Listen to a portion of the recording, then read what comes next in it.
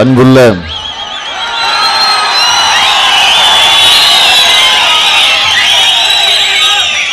மதச்சார்பற்ற முற்போக்கு கூட்டணி வேட்பாளர்களை ஆதரித்து நடைபெற்றுக் கொண்டிருக்கக்கூடிய இந்த மாபெரும் பிரச்சார பொதுக்கூட்டத்தினுடைய தலைவர் மாவட்ட செயலாளர் தரங்கம் சுப்பிரமணியன் அவர்களை வரவேற்று மகிழ்ந்திருக்கக்கூடிய பேரூர் செயலாளர் முல்லை செழியன் அவர்களை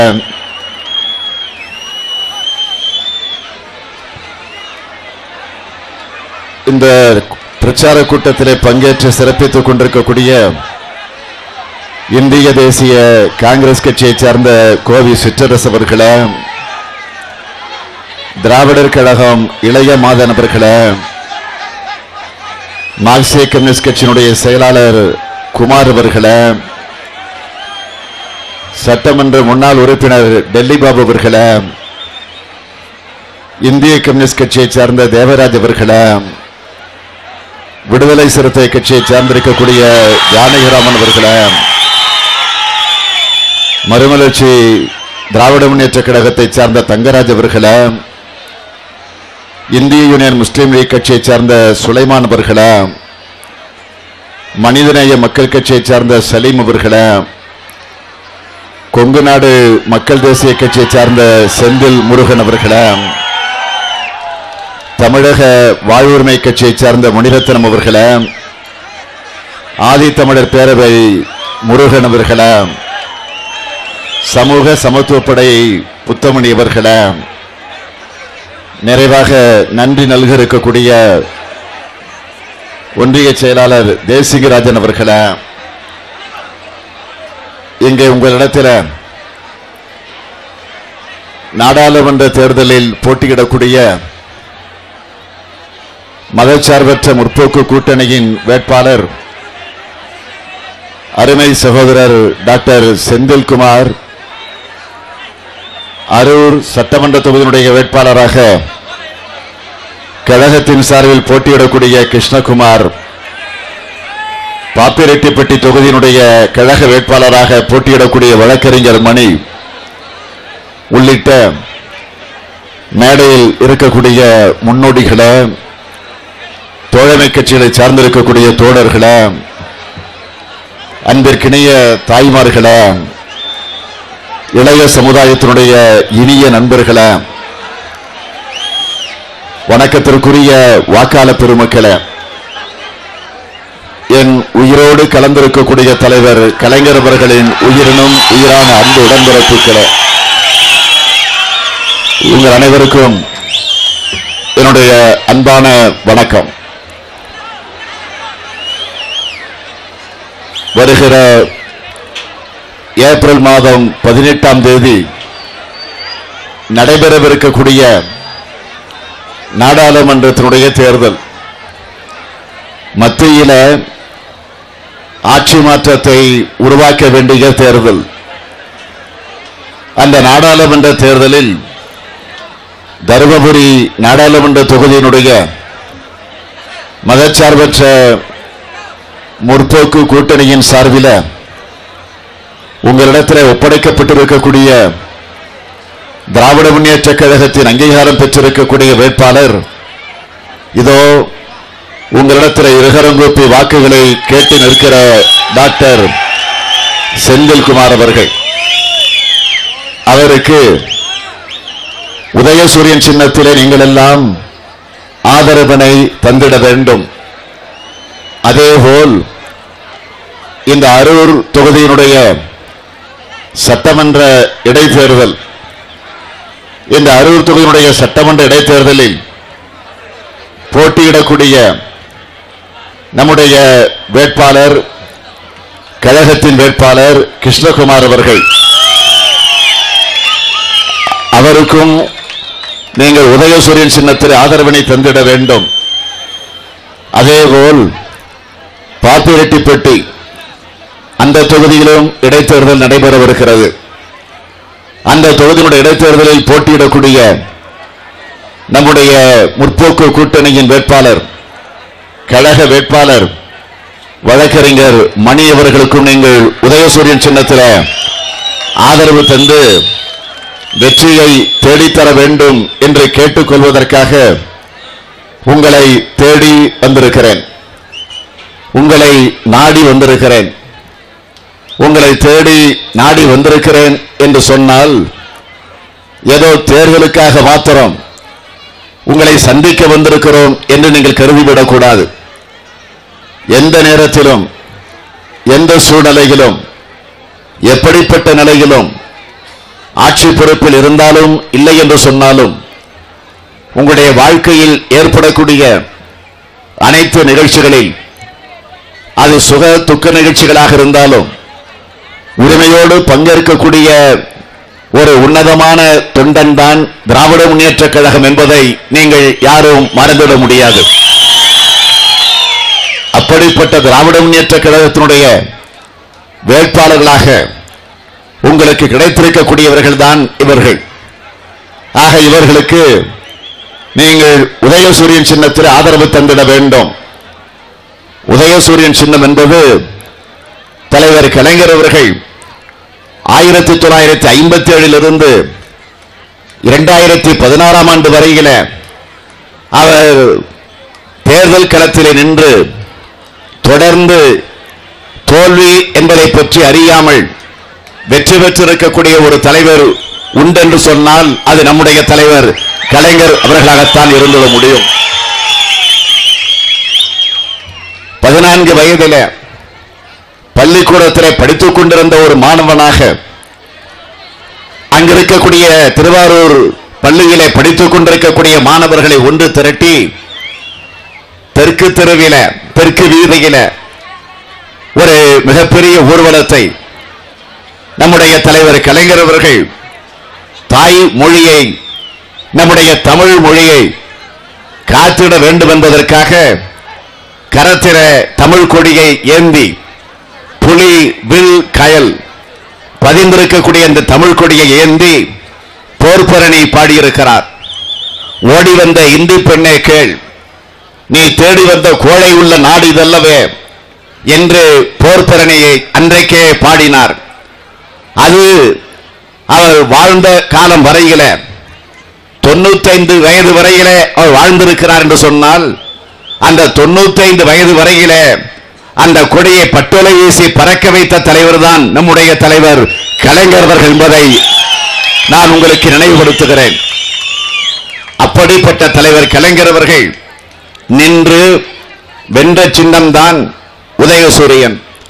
அந்த உதயசூரியன் சின்னத்தில் நீங்கள் எல்லாம் ஆதரவு தர வேண்டும் என்று அது நாடாளுமன்ற தேர்தலாக இருந்தாலும் அல்லது இடைத்தேர்தலாக வந்திருக்கக்கூடிய சட்டமன்ற தேர்தலாக இருந்தாலும் அப்படிப்பட்ட ஒரு நிலையை நீங்கள் உருவாக்கி தர வேண்டும் என்று நான் உங்களை எல்லாம் கேட்டுக்கொள்ள விரும்புகிறேன். கடந்த 4 நாட்களாக நான் என்னுடைய பயணத்தை நடத்தி வந்து கொண்டிருக்கிறேன்.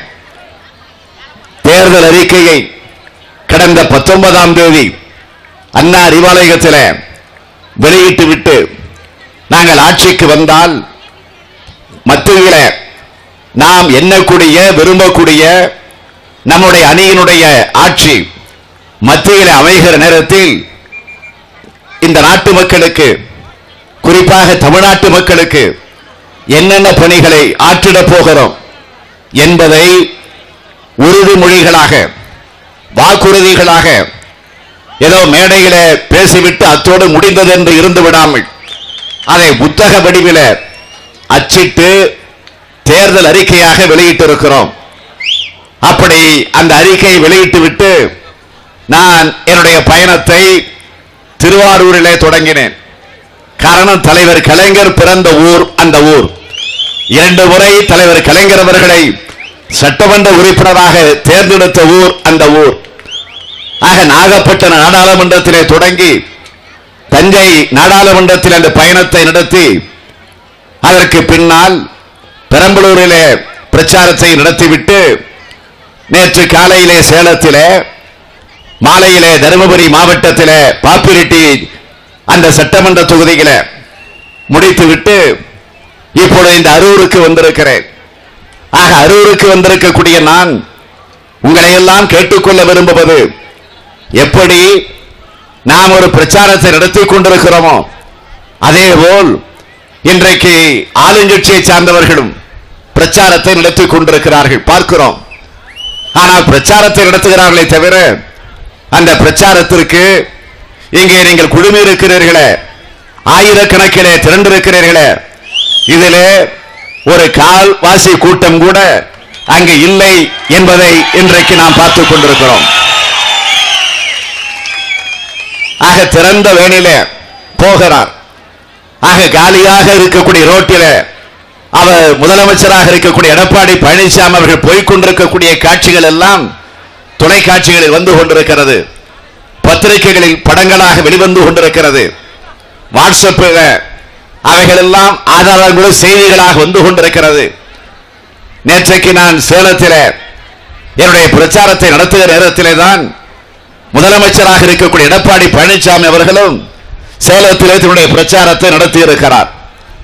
அப்படி நடத்திய நேரத்தில் முதலமைச்சர் எடப்பாடி பழனிசாமி அவர்கள் அங்கு என்ன பேசியிருக்கிறார் என்று சொன்னால், எம்ஜிஆரை பற்றி பேசியிருக்கிறார், மறைந்த அம்மையார் ஜெயலலிதா அவர்களை பற்றி பேசியிருக்கிறார். ஆக நான் கேட்க விரும்புவது, எம்ஜிஆரை பற்றி ஜெயலலிதாவை பற்றி இன்றைக்கு எடப்பாடி பழனிசாமி அவர்கள் பேசுகிறாரே, பேசுவதற்கு அவருக்கு என்ன தகுதி இருக்கிறது என்று அந்த கேள்வியைத்தான் நான் கேட்க விரும்புகிறேன். காரணம், இந்த இருவரும் அதிமுக என்ற அந்த கட்சியை என்னிடத்தில் ஒப்படைத்து விட்டு போய்விட்டார்கள், மறைந்து விட்டார்கள் என்று எடப்பாடி பேசியிருக்கிறார். அதாவது எம்ஜிஆரும் ஜெயலலிதாவும் எடப்பாடி இடத்தில் அதிமுக என்கிற கட்சியை விட்டுவிட்டு போயிருக்கிறார்களாம். அதை இன்றைக்கு இவர் பத்திரமாக பாதுகாத்துக் கொண்டிருக்கிறாராம் என்று நேற்றைக்கு அவர் பேசியிருக்கிறார். நான் சொல்ல விரும்புவது, எம்ஜிஆரையும் ஜெயலலிதாவையும் மறந்துவிட்டு நரேந்திர மோடியையும் அமித்ஷாவையும் தெய்வமாக இன்றைக்கு வணங்கிக் கொண்டிருக்கக்கூடியவர் யார் என்று கேட்டால் எடப்பாடி பழனிசாமி அவர்கள் தான்.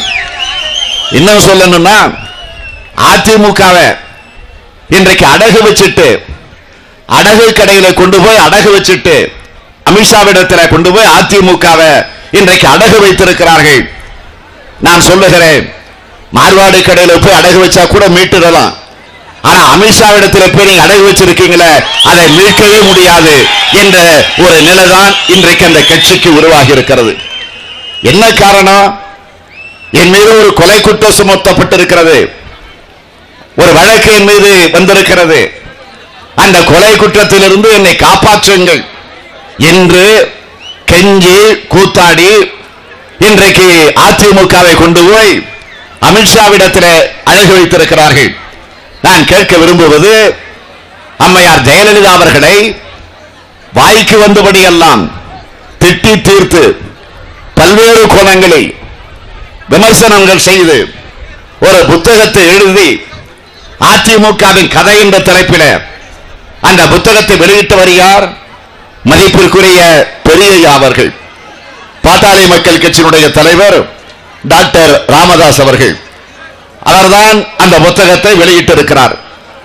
எனவே ஜெயலலிதாவை திட்டி தீர்த்து புத்தகம் வெளியிட்டிருக்கக்கூடிய பெரியய்யாவோடு இன்றைக்கு எடப்பாடி கூட்டு வைத்திருக்கிறார் என்று சொன்னால், எப்படி ஜெயலலிதா வழியில எடப்பாடி நடப்பார்? மோடி வழியில இன்றைக்கு எடப்பாடி நடந்து கொண்டிருக்கக்கூடிய நிலையில இந்த சூழ்நிலை இருந்து கொண்டிருக்கிறது. இதே ஜெயலலிதா என்ன சொன்னார்? கடந்த நாடாளுமன்ற தேர்தல் நேரத்தில் மோடி இன்றைக்கு பிரதமர் வேட்பாளராக அறிவிக்கப்பட்ட போது என்ன சொன்னார்? ஒருவராக வந்து அம்மையார் ஜெயலலிதா அவர்கள் என்ன சொன்னார்? நாடாளுமன்ற தேர்தல் நேரத்தில் மோடியா இந்த லேடியா என்று கேட்டவர் அம்மையார் ஜெயலலிதா அவர்கள். ஆனால் அப்படிப்பட்ட நிலைகளை எல்லாம் மறந்துவிட்டு இன்றைக்கு உங்களை காப்பாற்றிக் கொள்வதற்கு ஒரு கட்சியை, ஒரு ஆட்சியை இன்றைக்கு பிஜேபி இடத்துல அடமான வைத்திருக்கிறீர்கள் என்ற கேள்வியைத்தான் கேட்கிறேன்.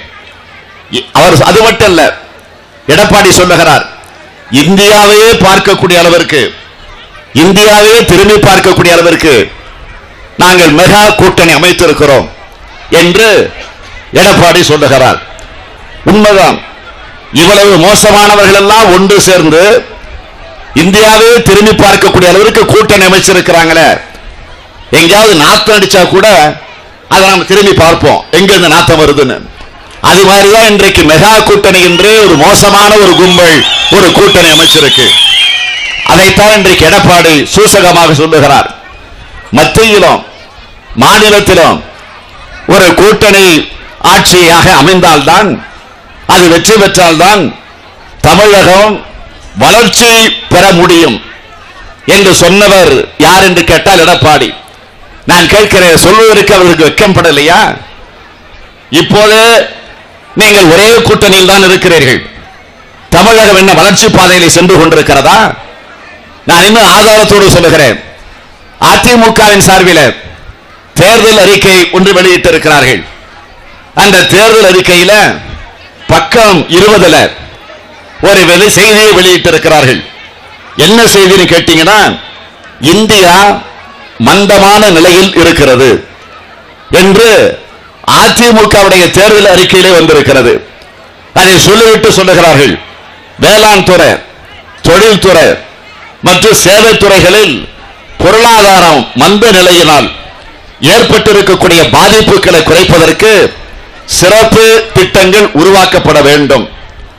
அந்த திட்டங்களை மாநில அரசு மூலமாக செயல்படுத்த வேண்டும் என்று அதிமுகவுடைய தேர்தல் அறிக்கையிலே குறிப்பிட்டு காட்டியிருக்கிறார்கள். ஆக மந்தமாக இருப்பதோடு சேர்ந்து இவர்களும் மந்தமாக ஆகலாம். அதை தவிர நிச்சயமாக வளர்ச்சி என்பது கிடையாது என்பதுதான் இதில் தெளிவாக தெரிகிறது. அது மட்டுமல்ல, விலைவாசிய மோடி அவர்கள் கட்டுப்பாட்டிற்குள் வைத்திருக்கிறார் என்று எடப்பாடி நேற்றைக்கு பேசியிருக்கிறார். ஆனால் தேர்தல் அறிக்கையில் என்ன சொல்லுகிறார் என்று கேட்டால், விலைவாசி உயர்ந்து கொண்டே வந்து கொண்டிருக்கிறது என்பதை வேதனையோடு தேர்தல் அறிக்கையில் சுட்டி காட்டியிருக்கிறார்கள். அது மட்டுமல்ல, இன்னொரு கேள்வியை கேட்டிருக்கிறார்.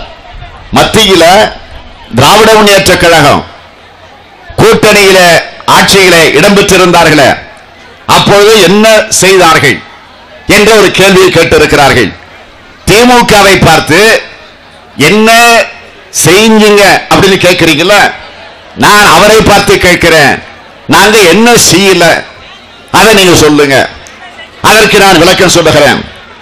சில நாட்களுக்கு முன்பு இதே பிரதமர் மோடி அவர்கள் மெட்ரோ ரயில் திட்டத்தை வந்து திறந்து வைத்தார். அந்த மெட்ரோ ரயில் திட்டத்தை கொண்டு வந்தது யாரு?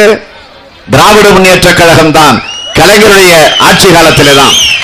இந்த நீட் தேர்வு என்பது என்ன? ஏழை எளிய குடும்பத்தில் பிறந்திருக்கக்கூடிய மாணவர்கள் அவர்கள் மருத்துவ படிப்புக்கு ஆபத்தான ஒரு சூழலை உருவாக்கக்கூடிய நிலையில அந்த நீட் தேர்வு வந்திருக்கு. ஆகவே அது அறவே ரத்து செய்யப்பட வேண்டும், அது தேவையில்லை என்று சொல்லி தொடர்ந்து நாம் குரல் கொடுத்துக் கொண்டிருக்கிறோம். சட்டமன்றத்தில் 2 முறை தீர்மானம் நிறைவேற்றி இருக்கிறோம். நிறைவேற்றப்பட்ட தீர்மானத்தை டெல்லிக்கு அனுப்பி இருக்கிறோம். அனுப்பிய தீர்மானத்தின் மீது ஏதேனும் நடவடிக்கையை இந்த ஆட்சி எடுத்திருக்கா? இல்ல. ஆக நீட் தேர்வை ரத்து செய்ய முடியல. பேரறிவாளர் உள்ளிட்ட 7 பேரை விடுதலை செய்கிற முயற்சியில் இந்த ஆட்சி ஈடுபடல. மேகதாது அணையை தடுக்க முடிஞ்சிச்சா?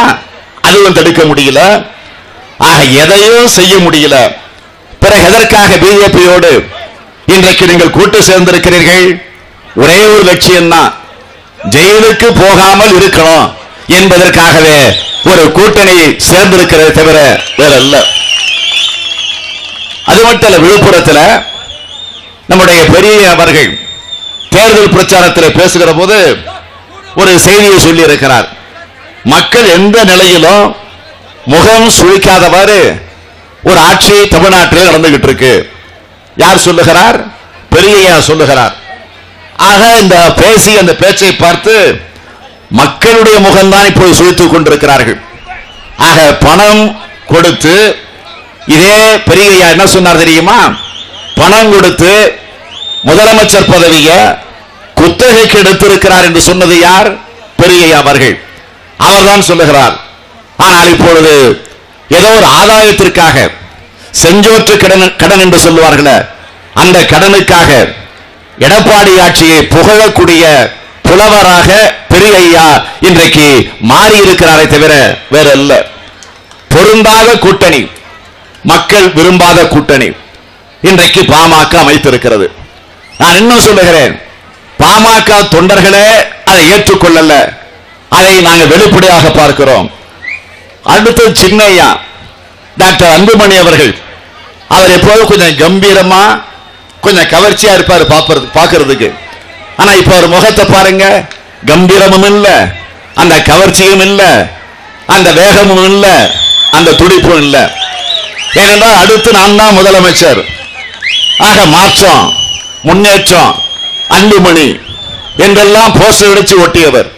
ஆனா இன்னைக்கு அவருடைய நிலை என்ன? டயரை நக்கணுங்கன்னு சொன்னது யாரு? நாங்களா?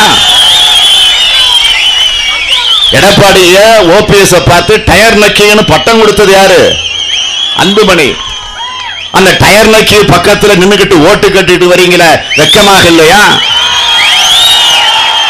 இதுதான் நான் கேட்கிற கேள்வி.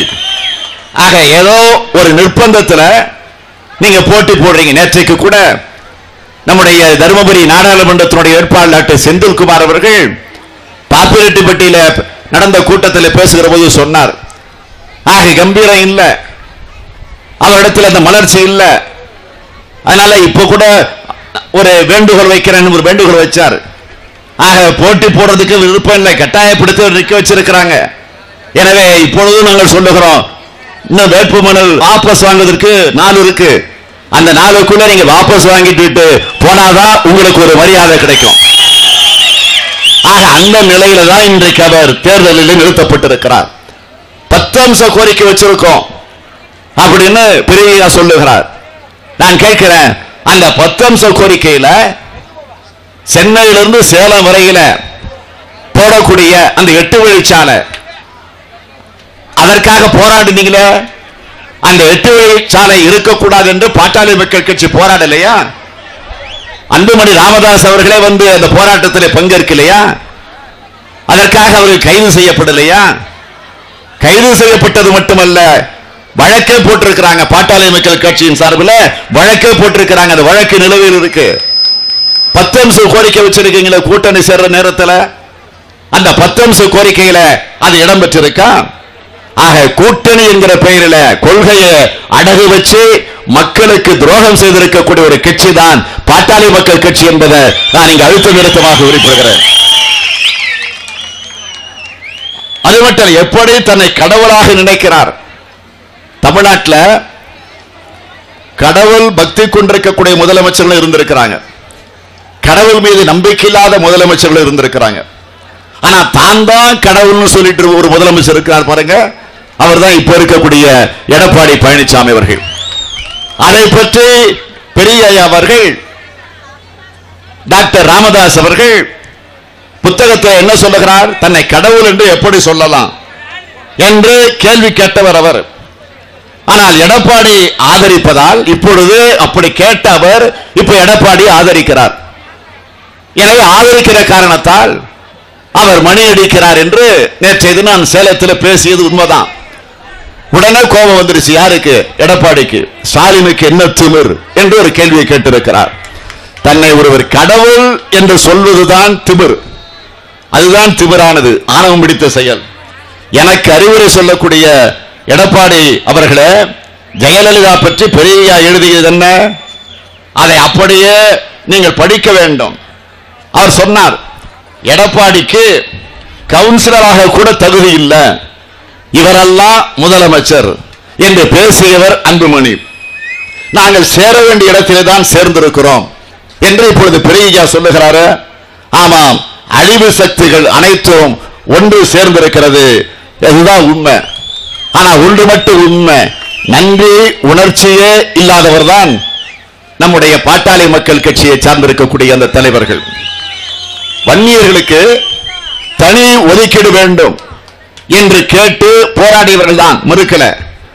ஆனால் போராடியவர்களை அன்றைக்கு அதிமுக ஆட்சி எந்த அளவிற்கு கொடுமைப்படுத்தியது, ஏன் சுட்டு கொன்றது போராட்டம் நடத்திய நேரத்தில். அதற்கு பிறகு 89 தமிழ்நாட்டில் திராவிட முன்னேற்ற கழகம் வெற்றி பெற்று ஆட்சிக்கு வருகிறது. தலைவர் கலைஞர் முதலமைச்சராக அமர்கிறார். கலைஞர் முதலமைச்சராக அமர்ந்ததற்கு பிறகு வன்னியர் உள்ளிட்ட பிற்படுத்தப்பட்ட பல சக்திகளை எல்லாம் இணைச்சு மிகவும் பிற்படுத்தப்பட்டவர் என்ற தனி இடஒதுக்கீட்ட 20% பெற்று தந்த தலைவர் தான் நம்முடைய தலைவர் கலைஞர் அவர்கள். அந்த துப்பாக்கிச் சூடு நடைபெற்ற நேரத்தில் உயிரிழந்த அந்த குடும்பத்திற்கு நிதியும் வழங்கினார்கள். கடந்த 30 வருஷமா பார்க்கிறோம். அந்த இடஒதுக்கீட்டு வழங்கிய காரணத்தால் தான் இன்னைக்கு வேலைக்கு படிச்சுட்டு வேலைக்கு போய் சமூகத்தில் முன்னேறிய அந்த சமூகத்து மக்கள் அவங்க இன்னும் மறக்கல. ஆனால் பெரிய மறந்திருப்பதுதான் வேதனையாக இருக்கிறது, வெட்கப்பட வேண்டிய நிலை இருக்கிறது. வன்னிய இன மக்களுக்கு 20% இடஒதுக்கீட்ட கலைஞர் கொடுத்துட்டார். அது அவரால் தாங்க முடியல, அது அவருக்கு பிடிக்கல. ஏன்னா அதை வச்சுக்கிட்டு தான் அவர் தொடர்ந்து அரசியல் நடத்தி இருக்கிறார். ஆகவே அதனால்தான் இன்றைக்கு எதிர்க்கக்கூடிய நிலைக்கு வந்திருக்கிறார். நான் இன்னும் சொல்லுகிறேன், அவருடைய துரோகத்தை பற்றி நான் அதிகமாக சொல்ல விரும்பல. அவருக்கு மிக மிக நெருக்கமாக இருந்து மறைந்தார காடு வெட்டி குரு அவர்கள். அந்த காடு வெட்டியுடைய குருவினுடைய குடும்பம் இப்பொழுது திரும்ப திரும்ப என்ன சொல்லுகிறது? தனக்காகவோ தன்னுடைய குடும்பத்துக்காக மட்டுமே பெரிய கவலைப்படுவார், மற்றவர்களை பற்றி அவர் கிஞ்சிற்று கவலைப்பட மாட்டார் என்று அந்த குடும்பம் இன்றைக்கு பிரச்சாரத்தை நடத்தி கொண்டிருக்கிறது. 5 வருஷமா பிஜேபி விமர்சித்து விட்டு அவர்களோடு இன்றைக்கு கூட்டு சேருகிறார் என்று சொன்னால் அதற்கு என்ன பொருள்? சுயநலம். ஆக அவர் இருக்க வேண்டிய இடமும் அதுதான். ஆகவேதான் இந்த தேர்தலில் நீங்கள் சரியான ஒரு தீர்ப்பை வழங்கிட வேண்டும் என்பதற்கு கேட்க நான் இங்கு வந்திருக்கிறேன். ஏதோ வந்திருக்கிறேன் என்று சொன்னால் ஏதோ குறைகளை குற்றங்களை சொல்லிவிட்டு அத்தோடு என்னுடைய உரையை முடிக்க நான் வந்துவிடவில்லை. நாங்கள் ஆட்சிக்கு வந்தால் மத்தியில நான் சுட்டிக்காட்டக்கூடிய ஆட்சி அமைகிற நேரத்தில் என்னென்ன பணிகளை செய்ய போகிறோம் என்பதை நான் தொடக்கத்தில் சொன்னது போல தேர்தல் அறிக்கையில மிக தெளிவாக எடுத்து சொல்லி இருக்கிறோம். நேற்றைக்கு பாப்பிரெட்டிப்பட்டி தொகுதியில் நடைபெற்ற கூட்டத்தில் அந்த தொகுதியை பொறுத்தவரை என்னென்ன செய்ய போகிறோம் என்பதை நான் எடுத்து சொல்லி இருக்கிறேன். இப்போது இந்த அரூர் தொகுதியில நான் சொல்ல விரும்புவது தேர்தல் அறிக்கையில குறிப்பிட்டிருப்பதைத்தான் நான் சுட்டிக்காட்டுகிறேன். தருமபுரி அரூர் சாலை மொரப்பூர் வழியாக 4 வழி சாலை அமைக்கப்படும். கலசப்பாக்கம் டு அரசரத்த சாலை வசதி ஏற்படுத்தப்படும். தருமபுரி மாவட்ட கூட்டுறவு சர்க்கரை ஆலை தரம் உயர்த்தப்பட்டு பணியாளர்களின் நலன் காக்கப்படும். தருமபுரி மாவட்ட கூட்டுறவு சர்க்கரை ஆலையில் உள்ள துணை மின் நிலைய திட்டம் மீண்டும் செயல்படுத்தப்படும். அரூரில் தொழிற்பேட்டை தொடங்கப்படும் என்ற உறுதிமொழிகள் தரப்பட்டிருக்கிறது. இது சட்டமன்ற தேர்தலை பொறுத்தவரையில் நாம் தந்திருக்கக்கூடிய உறுதிமொழி. அதேபோல் நாடாளுமன்றத்திற்கு தருமபுரி நாடாளுமன்றத்திற்கு நம்முடைய கழகத்தினுடைய தேர்தல் அறிக்கையில் என்னென்ன சொல்லப்பட்டிருக்கிறது என்று சொன்னால், இந்தியா முழுவதும் கழக ஆட்சி அமைக்கப்பட்ட சமத்துவபுரங்கள் போல பெரியார் ஜோதிராவ் பூலே சமத்துவபுரங்கள் அமைக்க திராவிட முன்னேற்ற கழகம் வலியுறுத்தும். பட்டியலின மற்றும் பழங்குடியின இளைஞர்கள் தடையின்றி மருத்துவம் பொறியியல் கல்விக்குரிய கட்டணம் தேர்வு கட்டணம் பெற்றிட டாக்டர் அம்பேத்கர் இலவச கல்வி திட்டம் என புதிய திட்டம் துவங்க மத்திய அரசை திமுக வலியுறுத்தும். மனிதர்கள் கழிவு அகற்றும் பணிகளுக்கு முற்றுப்புள்ளி வைக்க அதற்கு உரிய நடவடிக்கை எடுக்கப்படும். மத்திய அரசில் பட்டியலின மற்றும் பழங்குடியின மக்களுக்கு ஒதுக்கப்பட்டு காலியாக இருக்கக்கூடிய பணியிடங்களை நிரப்ப நடவடிக்கை எடுக்கப்படும். கிராமம் மற்றும் நகர பகுதிகளில் பட்டியலின மற்றும் பழங்குடி மக்களுக்கு தரமான வீடுகள் கட்டி கொடுக்க வலியுறுத்தப்படும். இதற்காக 3 லட்சம் ரூபாய் அளவில் மத்திய மாநில அரசின் பங்களிப்பு நிதி வழங்கப்பட வேண்டும் என்று வலியுறுத்தும். தமிழகத்தில் தலைவர் கலைஞர் அளித்தது போல கல்வி நிறுவனங்களிலும் வேலை வாய்ப்புகளிலும் மிகவும் பிற்படுத்தப்பட்ட வகுப்பினருக்கு தனி இடஒதுக்கீடு வழங்க திமுக மத்திய அரசை வலியுறுத்தும். பெட்ரோல் டீசல் விலையை குறைக்க நடவடிக்கை எடுக்கப்படும். சமையல் எரிவாயு சிலிண்டரின் விலை மானிய தொகை வங்கி கணக்கில் செலுத்துவதற்கு பதில் சிலிண்டரின் விலையே குறைத்து வழங்கப்படும். ஏழை மற்றும் நடுத்தர மக்கள் பயன்பெறும் வகையில் அத்தியாவசிய பொருட்கள் விலை கட்டுப்படுத்தப்படும். உயர்த்தப்பட்ட கேபிள் டிவி கட்டணம் குறைக்கப்படும். மகாத்மா காந்தி தேசிய ஊரக வேலை உறுதி திட்டம் 150 நாட்களாக உயர்த்த நடவடிக்கை எடுக்கப்படும். மருந்து மாத்திரைகளின் விலைகளை கட்டுப்படுத்த நடவடிக்கை எடுக்கப்படும். போக்குவரத்து தொழிலாளர் உரிமைகளை பாதிக்கும் 1962ஆம் வருட மத்திய மோட்டார் போக்குவரத்து தொழிலாளர் சட்டத்தில் கொண்டு வந்துள்ள திருத்தங்கள் திமுக கடுமையாக எதிர்க்கும். விவசாய தொழிலாளர் நலவாரியம், ஆட்டோ மற்றும் டாக்ஸி ஓட்டுநர் நலவாரியம், கைவினை தொழிலாளர் நலவாரியம் போன்ற நலவாரியங்களை அமைக்க மத்திய அரசை திமுக வலியுறுத்தும். 1 கோடி சாலை பணியாளர்கள் நியமனம் செய்ய மத்திய அரசை திமுக வலியுறுத்தும். எண்ணெய்கால்புதூர் கால்வாய் திட்டம் விரைந்து நிறைவேற்றப்படும். இப்படி பல உறுதிமொழிகளை, வாக்குறுதிகளை இன்றைக்கு திராவிட முன்னேற்ற கழகத்தின் சார்பில் நாங்கள் இங்கே வழங்கியிருக்கிறோம். ஆகியவைகளெல்லாம் நிறைவேற்றப்பட வேண்டும் என்று சொன்னால் நீங்கள் உதயசூரியன் சின்னத்திற்கு ஆதரவு தந்து நம்முடைய வேட்பாளர்களை பெருவாரியான வாக்கு வித்தியாசத்தில் வெற்றி பெற வைக்க வேண்டும்.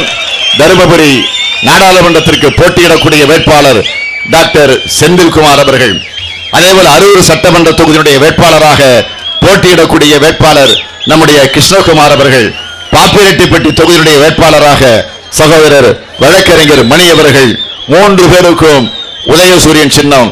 நீங்கள் மறந்துவிடக் கூடாது. உதயசூரியன் சின்னம் தான் அறிஞர் அண்ணா உருவாக்கிய சின்னம். உதயசூரியன் உழைப்புக்கு ஒரு சின்னம் என்று சொன்னால் அது நம்முடைய தலைவர் கலைஞர் அவர்கள். ஆக அந்த தலைவர் கலைஞர் தந்த சின்னம் தான் உதயசூரியன். இருண்ட காலத்திற்கு முற்றுப்புள்ளி வைத்து ஒளிமயமான காலத்தை தொடங்கிட அதற்கு நீங்கள் ஆதரவளிக்க வேண்டிய சின்னம் உதயசூரியன். நீங்கள் வெற்றி பெற வைப்பது தலைவர் கலைஞரை மறந்துவிடக் கூடாது. அந்த கலைஞரின் மகனாக இங்கே நின்று உங்களிடத்திலே கேட்கிறேன், உதயசூரியனுக்கு ஆதரவு தருவீர்களா? நம்முடைய சின்னம், நம்முடைய சின்னம், நம்முடைய சின்னம், நம்முடைய சின்னம். நன்றி, வணக்கம்.